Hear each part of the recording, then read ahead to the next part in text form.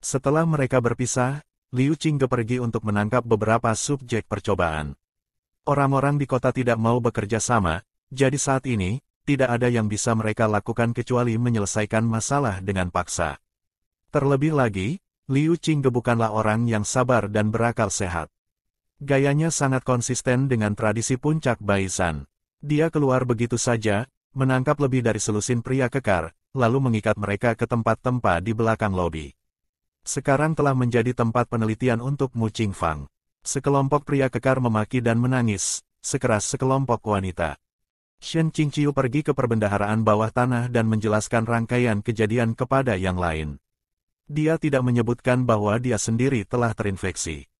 Guru Agung Wu Chen sekali lagi berdoa kepada Buddha untuk menjaga mereka dan berkata, terima kasih kepada teman-teman Sekte Gunung Changqiong, semuanya akhirnya menjadi lebih baik. Shen Qingqiu berkata, aku khawatir ini tidak sesederhana itu. Orang-orang yang terinfeksi tidak mungkin saling menulari. Seperti yang tercatat dalam buku-buku kuno Puncak Qingqing, kelompok orang terbesar yang terkena dampak penabur hanya 300 orang.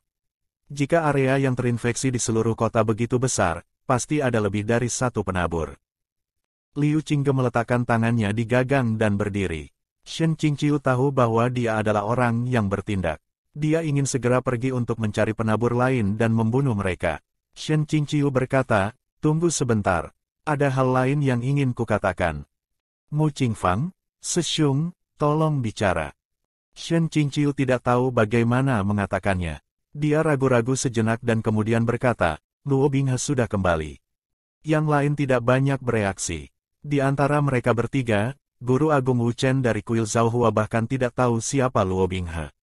Mu Qingfang tidak terlalu peduli tentang apapun kecuali obat-obatan sekarang. Liu Qingge mengerutkan kening, terkejut, muridmu. Bukankah dia mati di tangan iblis pada konferensi pedang abadi?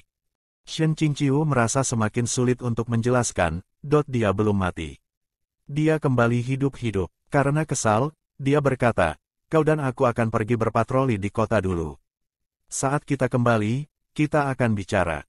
Mu Qingfang, ya, aku berurusan dengan penabur yang tersisa sebelumnya. Lebih sedikit orang yang harus menderita sekarang.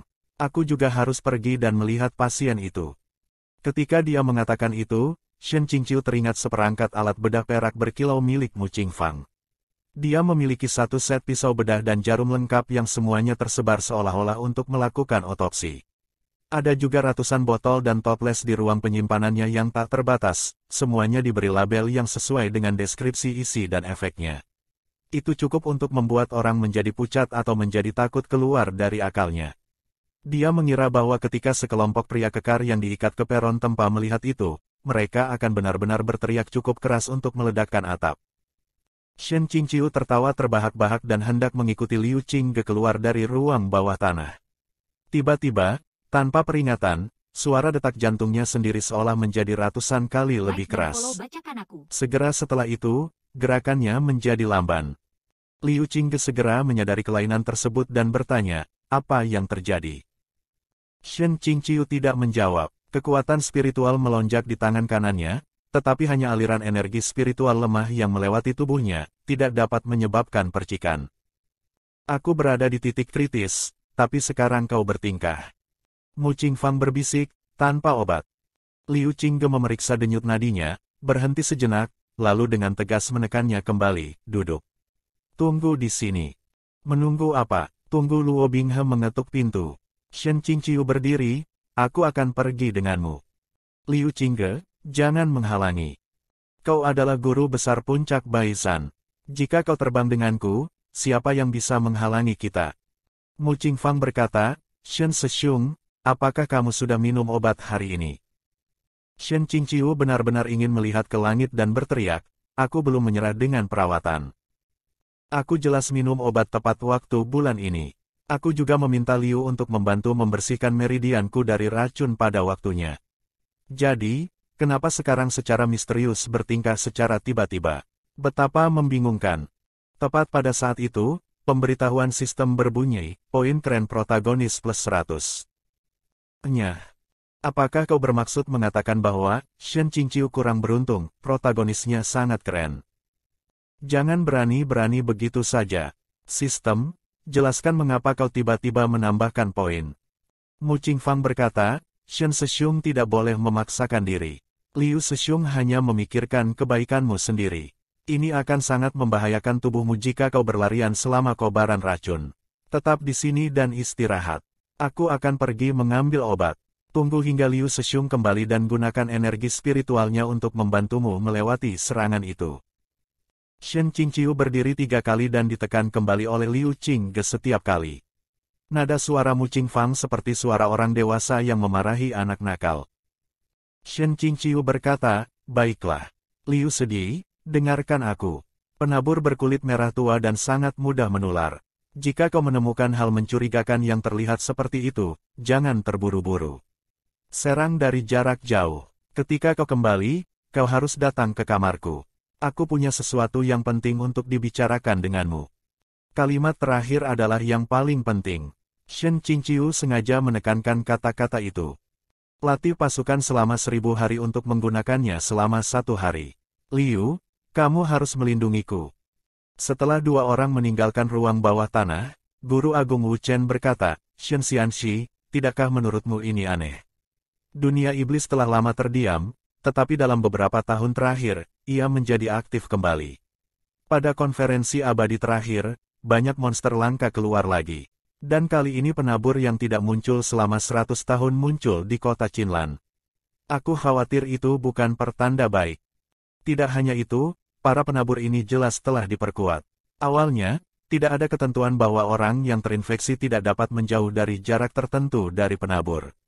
Shen Qingqiu berbagi perasaan yang sama. Kegelisahan Guru Agung adalah alasan mengapa saya tidak bisa tenang. Iya, Luo Binghe seharusnya tetap berada di jurang selama 2 tahun lagi, tetapi dia dibebaskan sebelumnya. Keadaan khusus ini tidak mungkin menjadi pertanda baik yang akan datang.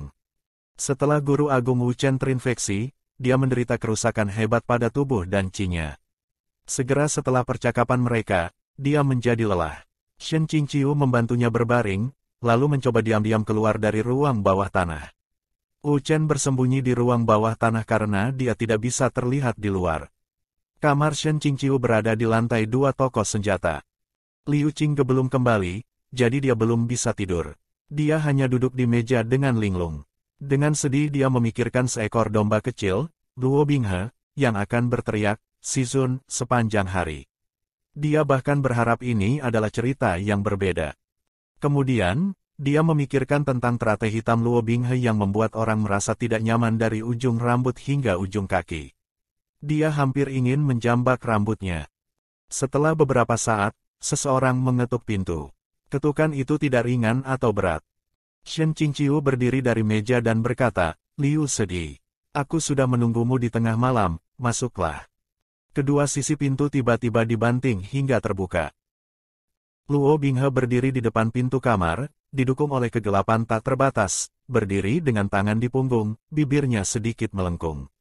Matanya seperti kolam dingin sedalam ribuan depa. Dia menyipitkan matanya dan berkata, Sizun, selamat malam.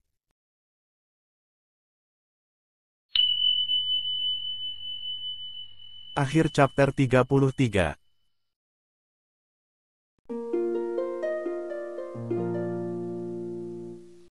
Jika Anda suka video ini, silakan like dan subscribe akun YouTube @bacakanaku untuk mendapatkan update audio novel lainnya.